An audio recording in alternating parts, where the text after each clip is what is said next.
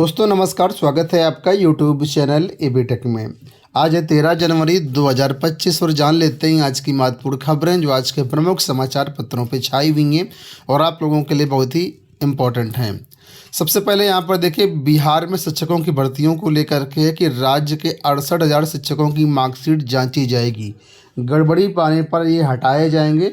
तो आप लोग जानते हैं बिहार में 3 चरणों की भर्ती हुई है, तो 2 चरण की ऑलरेडी ज्वाइनिंग हो चुकी है और तीसरे चरण की काउंसलिंग प्रक्रिया शुरू होने वाली है। लेकिन बहुत सारे शिक्षकों की फर्जी मार्कशीट की खबरें हैं, तो 68,000 शिक्षक यहाँ पर जांच के दायरे में हैं। उसी के बारे में देखिए अपडेट है कि बिहार के 68,000 से अधिक शिक्षकों के मार्कशीट की जाँच होगी। ये वे शिक्षक हैं जो दूसरे राज्यों के मूल निवासी हैं, यानी कि अदर स्टेट के जो भी अभ्यर्थी हैं उनके लिए यहाँ पर अपडेट्स हैं। वे दूसरे राज्यों से मिले प्रमाण पत्र के आधार पर बिहार में शिक्षक की नौकरी कर रहे हैं। इसमें सबसे अधिक 24,000 शिक्षक जो हैं बीपीएससी द्वारा नियुक्त किए गए हैं। जांच में शिक्षकों के प्रमाण पत्र संदिग्ध मिलते हैं तो उन्हें होल्ड किया जाएगा। हालांकि इस दौरान वो संबंधित स्कूलों में नौकरी करते रहेंगे। प्रमाण पत्र फर्जी निकला तब कार्रवाई होगी, तनख्वाह की भी रिकवरी होगी। तो बिहार के 76,000 स्कूलों में लगभग 5.5 लाख शिक्षक हैं। इसमें से लगभग 68,000 शिक्षक जो हैं वो यूपी, झारखंड, पश्चिम बंगाल, हरियाणा, दिल्ली, राजस्थान के निवासी हैं। इन शिक्षकों के सीटीटी में प्राप्त नंबर, प्रमाण पत्र, असक्षमता परीक्षा के सर्टिफिकेट की जांच की जाएगी। सीटीटी में कम नंबर पाया गया या प्रमाण पत्र फर्जी पाए गए तो उन पर कार्रवाई होगी। बिहार में दूसरे राज्यों के रहने वाले शिक्षकों के प्रमाण पत्र की जांच संबंधित जिलों से कराई जाएगी। प्राथमिक शिक्षा के निदेशक पंकज कुमार ने बताया कि जो शिक्षक निलंबित है उन्हें अभी राज्यकर्मी बनने के लिए इंतजार करना होगा। तो यहाँ पर कुल मिला के 4 केसेस दिए गए हैं। देखिए लिखा है पहले केस में कि दरभंगा के एक माध्यमिक स्कूल में कार्यरत चंदन कुमार साइंस के टीचर हैं। वे बीएससी भौतिक रसायन जीव विज्ञान की जगह कृषि से पास हैं। तो देखिए एलिजिबिलिटी ही नहीं बन रही है तो किस तरीके से पास हुए। इसी तरीके से लिखा है कि गोपालगंज में सबरीन खातून उर्दू पढ़ाती हैं लेकिन सामान्य विषय से पास हैं वो, और विपिन शारीरिक शिक्षक हैं लेकिन सामान्य विषय से पास हैं। तो कुल मिलाकर के ऐसे कई सारे केसेस उनको देखने को मिले हैं। तो ये लोग कह रहे हैं कि हम ज़्यादातर अदर स्टेट के जितने भी शिक्षक हैं उनकी जाँच करवाएंगे और उसके बाद जो फर्जी मिलता है तो उसको बाहर करेंगे और उनकी रिकवरी भी करेंगे। दूसरी जो अपडेट देखिए यहाँ पर असिस्टेंट प्रोफेसर परीक्षा को लेकर के, आप लोग जानते हैं शिक्षा सेवा आयोग की तरफ से असिस्टेंट प्रोफेसर की परीक्षा के लिए नोटिस जारी कर दी गई है। लेकिन जो नई जानकारी मिल रही है उसके अनुसार ये अपडेट निकल के आई है कि शासन से जो है शिक्षा आयोग ने अनुमति मांगी थी 16 फरवरी की परीक्षा कराने के लिए, लेकिन अभी इसको अनुमति नहीं मिल पाई है। ठीक है, तो अनुमति संभवतः इसी हफ्ते क्लियर हो जाएगा सारी चीज़ें। तो अगर अनुमति मिल जाती है तो परीक्षा 16 फरवरी को ही होगी, अदरवाइज थोड़ा बहुत आगे पीछे हो सकती है। आप लोग जानते हैं महाकुंभ की शुरुआत हो चुकी है, ऐसे में अनुमति को लेकर के थोड़ा सा डिले हो रही है। जानकारी ये मिली कि शनिवार तक इस भर्ती परीक्षा कराने को अनुमति नहीं मिली थी। तो इस हफ्ते सारी चीज़ें क्लियर होने के बाद जैसा कुछ होगा आपको अपडेट कर दिया जाएगा। बात कर लेते हैं यूपी टीजीटी पीजीटी के नए विज्ञापन को लेकर के। जैसा कि आप लोग जानते होंगे कि अभी हाल ही में उत्तर प्रदेश के शिक्षा सेवा आयोग में विभिन्न विभागों के जो शिक्षा निदेशक हैं उनकी एक मीटिंग हुई थी और मीटिंग में नए विज्ञापनों को लेकर के चर्चा हुई थी, अध्याचन को लेकर के चर्चा हुई थी कि 1 हफ्ते के अंदर अध्याचन भेज दिए जाएं। हालांकि पहले शिक्षा आयोग ने टीजीटी पीजीटी के अध्याचन मांगे थे, ठीक है, 30 दिसंबर को, और एक दिन का मात्र टाइम दिया था। कोई अध्याचन उनके पास नहीं पहुंचा था। तो जनवरी में शायद 4 तारीख को इनकी मीटिंग कराई गई शिक्षा आयोग में, जहां पर शिक्षा आयोग ने लगभग 1 हफ्ते का समय दिया। 1 हफ्ते के समय की बात करते हैं तो 1 हफ्ते तो लगभग समय सीमा समाप्त हो रही है, लेकिन अभी तक अध्याचन को लेकर के स्थिति बिल्कुल भी स्पष्ट नहीं है और अध्याचन अभी तक नहीं पहुँचे, इससे जानकारी मिली है। अब क्यों नहीं पहुँचे अध्याचन, उसके पीछे एक बड़ा कारण है कि जो असिस्टेंट प्रोफेसर जो यूपी टीजीटी पीजीटी और अन्य विभाग हैं इनके अध्याचन की प्रक्रिया में थोड़ा सा बदलाव किया गया है।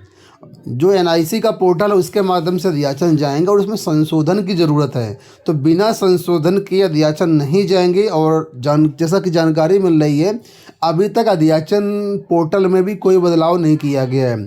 तो जो 1 हफ्ते का टाइमलाइन दी गई थी वो तो लगभग समाप्त हो गई है, लेकिन अभी तक अध्याचन नहीं पहुँचे हैं और इसका बड़ा कारण है अध्याचन पोर्टल में संशोधन का ना होना।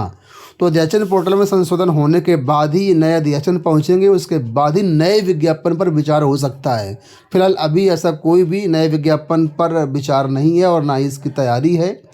अध्याचन एक बार पहुंच जाए उसके बाद जब आयोग के पास पद आ जाएंगे उसके बाद आयोग उसका विज्ञापन जारी करेगा। हालांकि अभी आयोग का जो पूरा फोकस है वो टीजीटी पीजीटी की परीक्षा कराने को लेकर के है, जो कि आप लोग जानते हैं अप्रैल में प्रस्तावित है। अभी तक उसकी फाइनल डेट नहीं आई है, लेकिन उम्मीद है कि अप्रैल में परीक्षा हो जाएगी। ठीक है, तो आने वाले समय में जो कुछ भी अपडेट्स मिलेंगे हम आपको देते रहेंगे। बढ़ते हम लोग आगे। आज से इलाहाबाद में महाकुंभ की शुरुआत हो चुकी है। चारों तरफ कुंभ ही कुंभ है। इलाहाबाद से जुड़े जो भी अगल बगल के ज़िले हैं वहाँ पर भी कुंभ की खूब प्रचार प्रसार, हालांकि प्रचार प्रसार तो पूरा इंडिया में हो रहा है, इंटरनेशनली भी प्रचार प्रसार हो रहा है, लेकिन अगल बगल के ज़िलों में भी काफ़ी सुरक्षा व्यवस्था बढ़ा दी गई है। तो यहाँ पर देखिए संगम पर सनातन का सबसे बड़ा समागम, और इसको देखते हुए प्रयागराज के आसपास जो 7 टोल प्लाजा उनको टैक्स फ्री कर दिया गया है। सुरक्षा चाक चौबंद कर दी गई। 37,000 पुलिसकर्मी तैनात है। 56 अस्थायी थाने बनाए गए हैं और रात 10 बजे तक 50 लाख ने स्नान भी कर लिया है। ठीक है, जैसा कि आप लोग जानते हैं 13 जनवरी से महाकुंभ की स्टार्टिंग होनी थी, तो ये स्टार्टिंग हो चुकी है।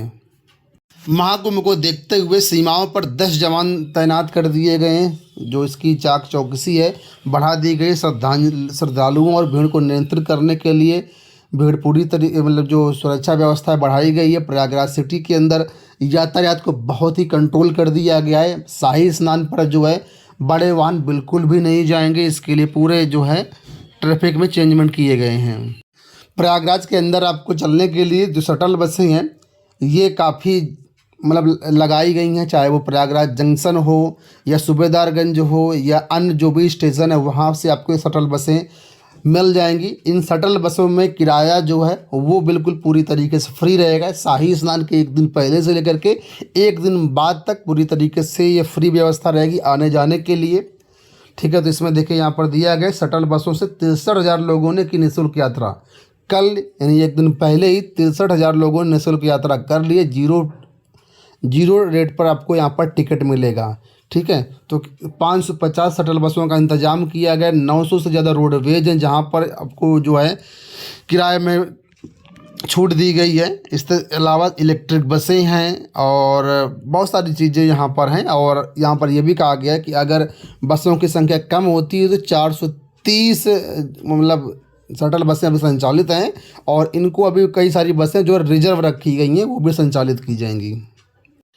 एक बड़ी हैरानी वाली न्यूज़ आपको देखने को मिलेगी। यहाँ पर मूर्खानंद यूनिवर्सिटी अपने उत्तर प्रदेश में यूनिवर्सिटी है जहाँ से बड़े बड़े मूर्ख डिग्री लेकर के निकलते हैं।